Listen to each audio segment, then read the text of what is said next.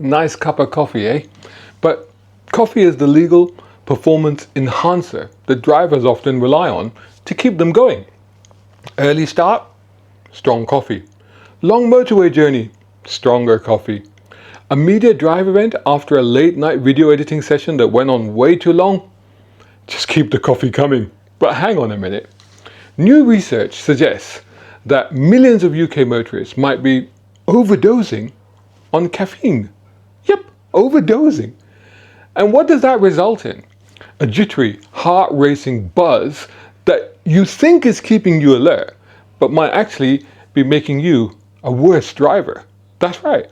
Your morning macchiato, whatever you call it, that could be turning you not quite into Max Verstappen, killing it from pole, but instead turning you into a Mr. Bean terrorizing Robin Reliance in his Mini for no apparent reason whatsoever. So before you head for that drive-through to order coffee number 3 of the day, you might want to ask, how much caffeine is actually safe?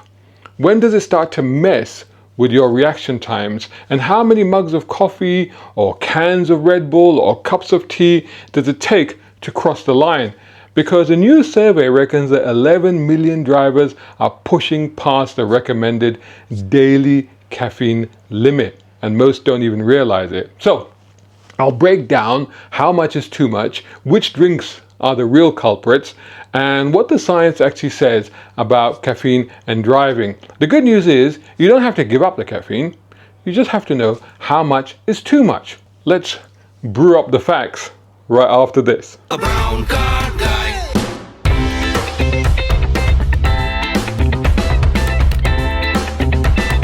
Brown car guy. Right then, caffeine and driving. Specifically, how much is safe to drink? How much might be too much? And what does the data really say? Well, this is all based on a recent survey. You may have seen this in the news as well. The survey was by Carmula, and as I said, they found that 11 million UK drivers exceed the safe daily caffeine limit. 11 million. Now, to put that into context, there's just over 40 million vehicles on the road in total.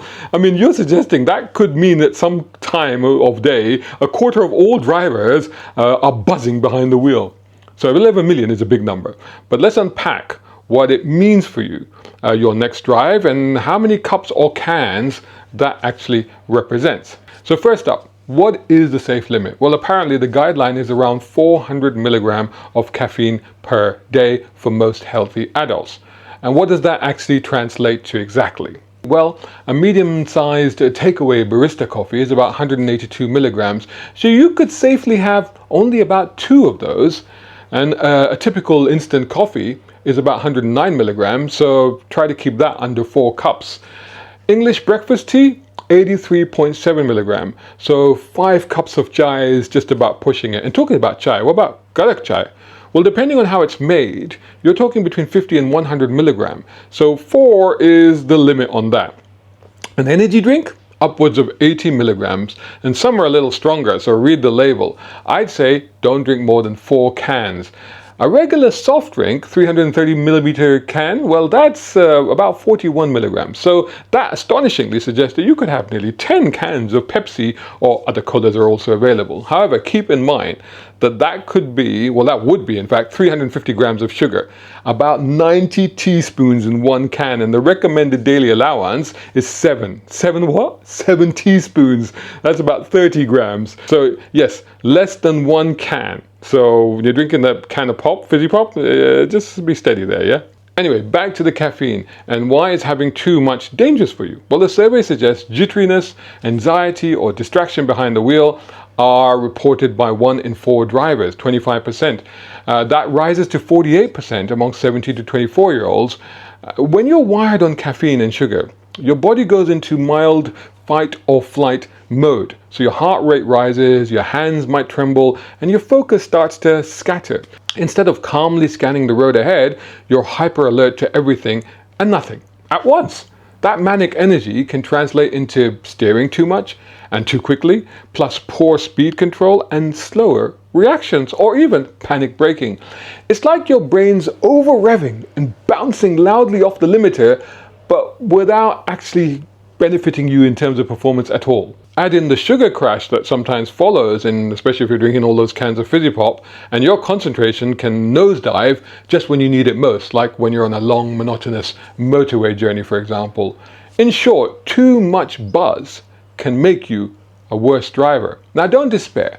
From broader research, there is evidence that caffeine helps when you're sleepy or alertness is low.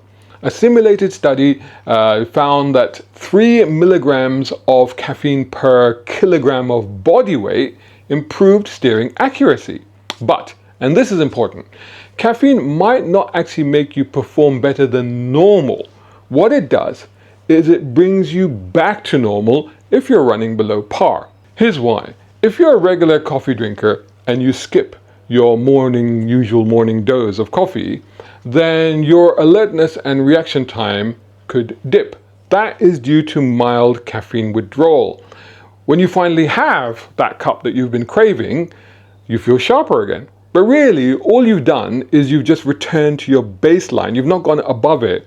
So caffeine's magic trick isn't to give you superhuman focus, it's just cancelling out the crash from not having caffeine in the first place. That study basically found that its benefits for driving are strongest when you're tired, sleepy, or haven't had your usual fix. Not when you're already fully awake and alert and tanked up on coffees.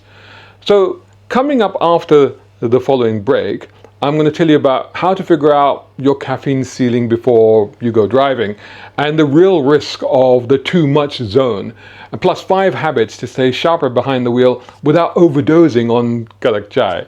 Stay with me because that's coming up right after this.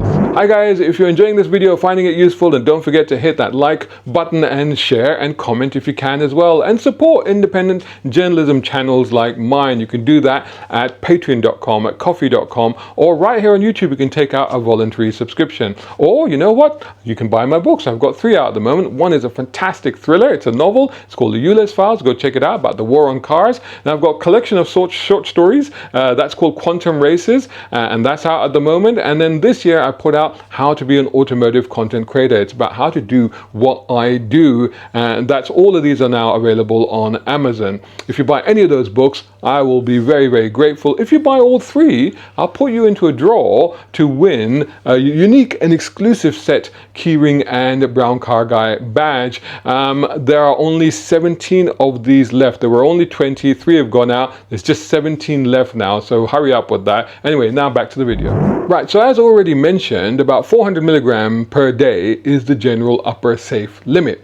So you need to stick to those 2 barista takeaway coffees, less than 4 instant coffees, fewer than 5 cups of tea per day, and no more than 5 cans of energy drinks. Although remember that even just one of those drinks can bring you up to your sugar limit, your daily sugar limit anyway. Now, reaching 400 milligram doesn't guarantee that you'll wreck your drive, but according to the research, going past that number means that you're into the red zone of possible restlessness, distraction, palpitations, all things that can degrade your driving focus. Alright, so what should you actually do when you're behind the steering wheel? Well, if you're already tired and you're facing a long journey ahead of you, keep in mind that coffee might not be a substitute for actual rest. So maybe think power nap rather than powerful espresso shots. The fact is that caffeine does not reliably compensate for sleep deprivation. Before you drive, ask, how many drinks have I had today? Am I near that 400 milligram threshold? Think about spreading your intake. Avoid the slamming 3 coffees in 30 minutes before I go for a long motorway journey, because that's likely to spike you and actually make you more jittery. Consider a lower caffeine option. Maybe tea or decaf coffee, just water alongside the coffee to keep you hydrated and avoid overstimulation. If you feel jittery, uneasy, you have palpitations or urinary urgency, yes, you keep wanting to go pee when you have too much coffee, this is another side effect. If all of that is happening, then that's all a clue for you to stop. Maybe just take a break and maybe even take one of those power naps or something. Basically, gulping down those extra cups of coffee is like one of those Fast and Furious races when the guy hits the nitrous oxide button and Dom just grins smugly and says, too early. You know what I mean? Extra caffeine can give you a boost, but only when you actually need it. If you take it too soon, not only will it not help, but it could make things worse. So, cars and coffee and 11 million UK drivers exceeding the limit. It's a bit of a wake-up call, if you'll forgive the pun, but this is not a condemnation of coffee. I confess to relying on the black stuff myself too. However, it is a reminder that we need to treat caffeine like, well, you know what, like a bolt on a car. Torque it right, but don't over-tighten it. One coffee, good. 3 or 4, maybe not so good. And that energy drink combo, well, it ain't giving you wings, it'll give you the shivers. So drink with caution, because behind the wheel, you don't just need alertness, you need calm control, clear-headed decision making. And that's where the too much zone might be not so beneficial. Make sure that your caffeine intake is helping your drive, not hampering it. So, if you found this video useful, make sure that you hit like, share, subscribe, ring the bell for more Brown Car Guy motoring advice, and drop a comment. How many coffees or drinks do you have? And I don't mean alcoholic drinks, let's be clear about that. No alcoholic drinks before driving or at all. I don't drink personally, so I can say that. Let's compare notes anyway. Don't worry, I won't judge. Stay sharp, stay safe, and I'll catch you all in the next video. Shout out time, guys. Thank you so much. Hey, if you enjoy my content, why not get involved? Buy me a coffee. You can do that at either of these links. Or if you're watching on YouTube, buy me a thanks or take out a membership. It all helps. It really does.